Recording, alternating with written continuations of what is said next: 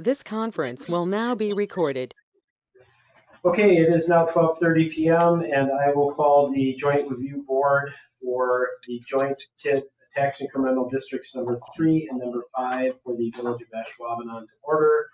My name is Joel Brzezinski, Village Manager for the Village of Ashwaubenon. The first order of business for today's meeting is the election of a chairperson. At this time, I will take nominations to that position of chairperson for TID number 3 and 5 Joint Review Board. I nominate Mary Kardashian. Second. Okay, I have a motion and a second to nominate Mary Kardashian, the chairperson for Joint Review Board for TID number 3 and 5. Are there any other nominations at this time?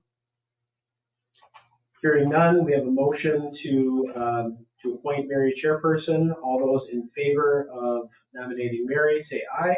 Aye. Aye. Any opposed? Hearing none, that motion passes, so I will pass the meeting on to the chairperson, Mary Kardashian. Okay, roll call, please.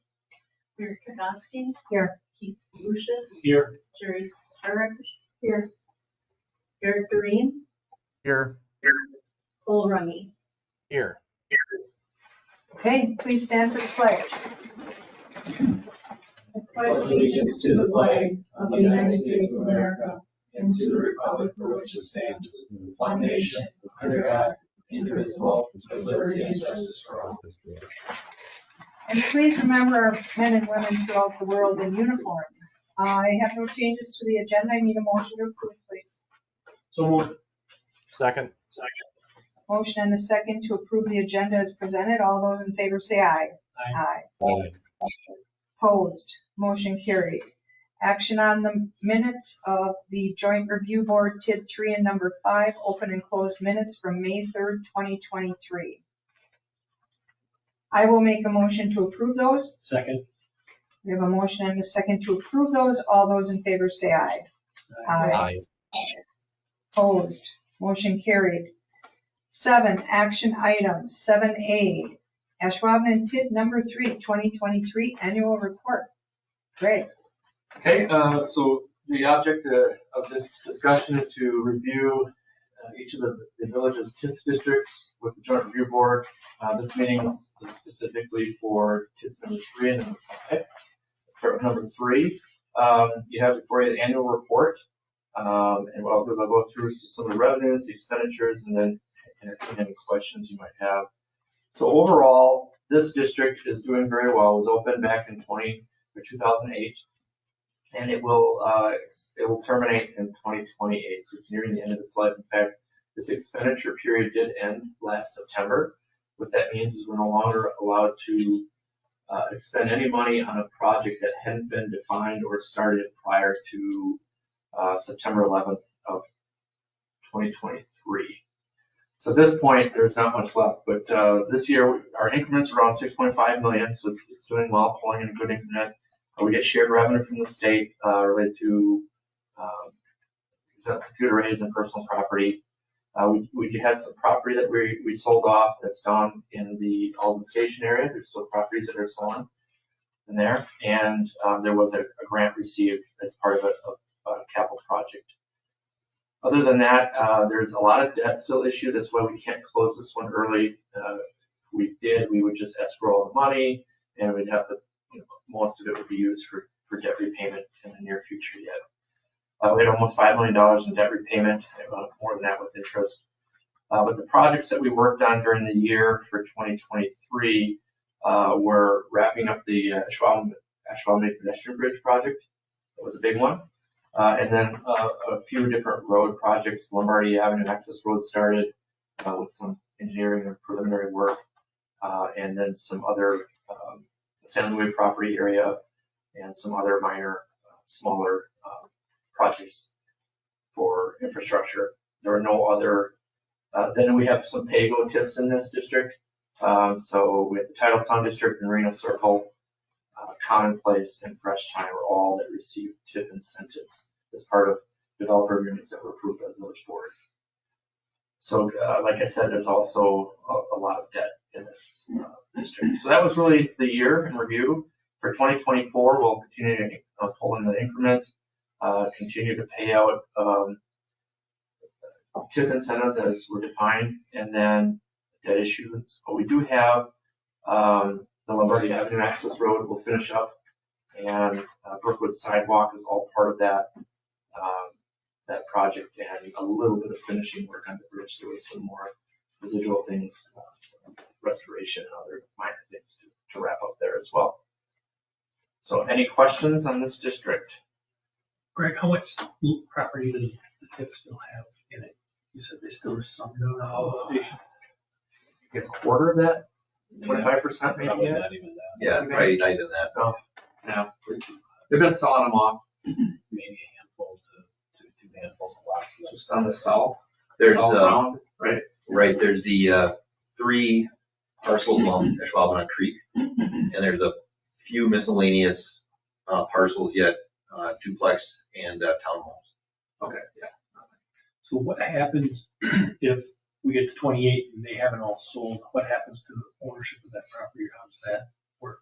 So it would ultimately roll into the general fund. This becomes part of the village.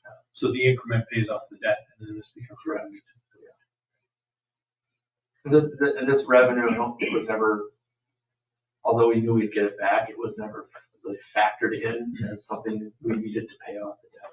The increment by then was already fully kicked in to cover our debt needs, just that there's still quite a bit out there. Or it really wraps up around 2027 into 2028. So right when we have to close it, we'll escrow a little bit over to cover, goes into 2029, so last year, but it's not very much. So there's some debt issuances for a lot of all the station projects and things like that later in the life of the debt. So at expiration, are you anticipating any money left? Because in the past, when TIFs closed, the residual money gets spread between the different taxing groups. Yeah, this will have a few $1 million likely at the end of the life. That will, no changes to the TIF laws. We'll have a similar. We'll have a 50% tax relief, 50% up to the jurisdictions, and your share of that 50%, which is roughly 50%. So more important than that, it tells me that we're in a good financial position, that there's not a lot of risk that we're not going to be able to pay off all the taxes. So Correct. Getting back to that Alden Station project, I believe they originally had 52 lots out there, and I think they've sold like 42. So, yeah, it's awesome. they've really done well. It's my understanding the demand is still there. It's a matter of the availability of the developer and their crews to develop at the pace in which to meet the demand. So it's more what's throttling development than demand itself. With that, just in case anybody was familiar with some of the statutory changes that happened this past year through Wisconsin legislature, there were changes to TIF law. However, those changes do not impact any 3 of the TIDs that we presently have in the village because they existed prior to a certain date. Any future tax incremental districts that we have, that disbursement of excess increment at the end of its life is different under the new law, but that doesn't change this. So if you've heard rumblings of the TID law changed, yeah, but that's for new TIDs going forward, not necessarily the ones that we have in place. But I think it's important when you're doing these, the idea of a TID isn't to create something at the end that's given back, it's to create the development. It sounds like this one's working well, and hopefully we continue just to do things that pay for themselves to do the improvements. Yeah, 3 was a large one. It was kind of sprawled out, like 2 was. But when you look at all the roads we're able to handle, our major artillery roads, Oneida Street, we're in different areas, and then redeveloping that whole area down in Alden Station, the marina area. So there was a lot of projects that worked well with this district. Yeah. So does 3 have the old Howard Johnson lot in it, or is that 5? I get That's 5. 5. Okay, yeah, and we'll hold those questions. Okay, does anybody have any other questions on TID number 3? Okay, and we will go to, I need a motion to accept and, I'll make that motion. thank you. Second? Second. Motion and a second to accept the 2023 TID 3 annual report. All those in favor say aye. Aye.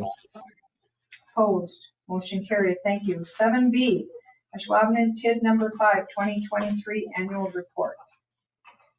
So 5 is newer, as noted on the document that opened in 2014, and at this point is scheduled to close in 2041, which would be its full life.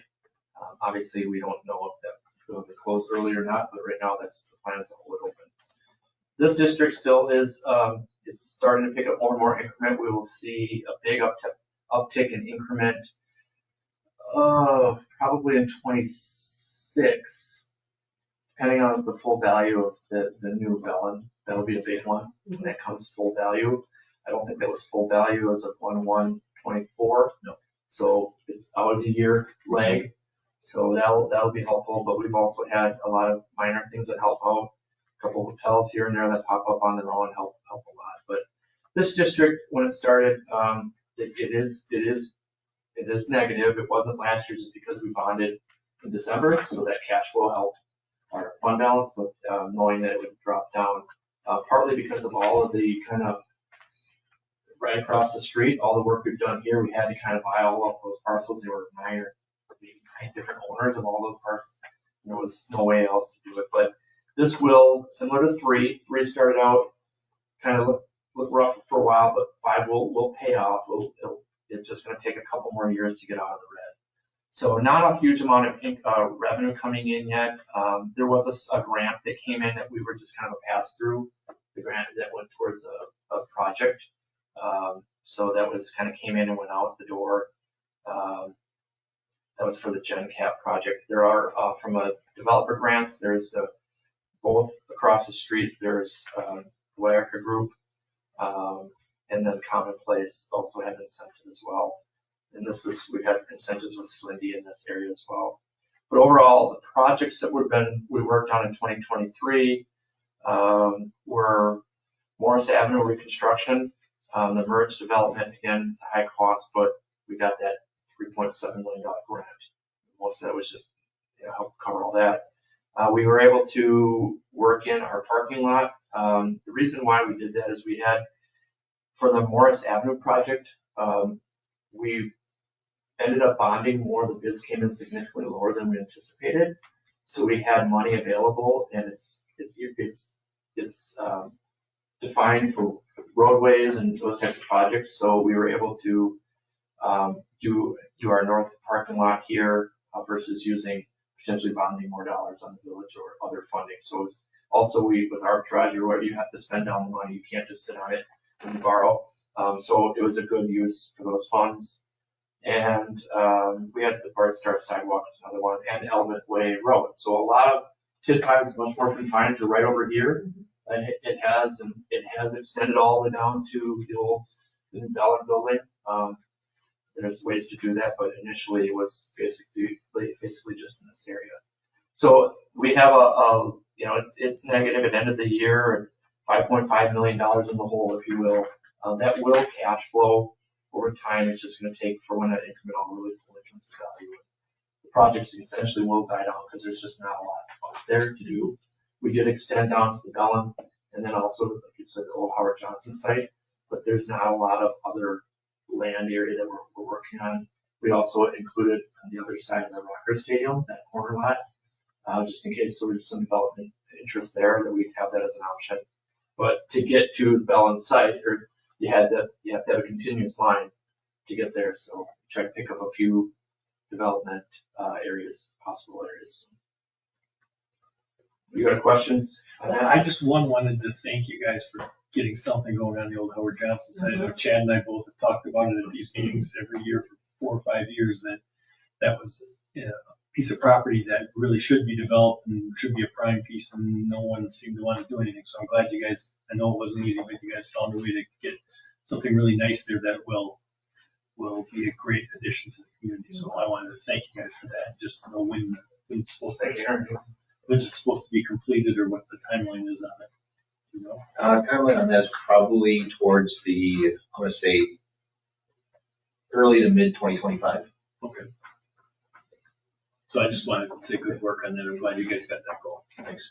And here's another TID district that when you look at Illinois and Spent, look at the difference that it's made. You look across the street, how much different that looks. And And I think they wouldn't have happened if not for the TIF financing. And when you look at what the community's going to look like at the end of this, where it was, that's a huge improvement. And on merge, Like McCarthy. like McCarthy Way, that road too. Nice. Okay. Does anybody have any questions about tip 5?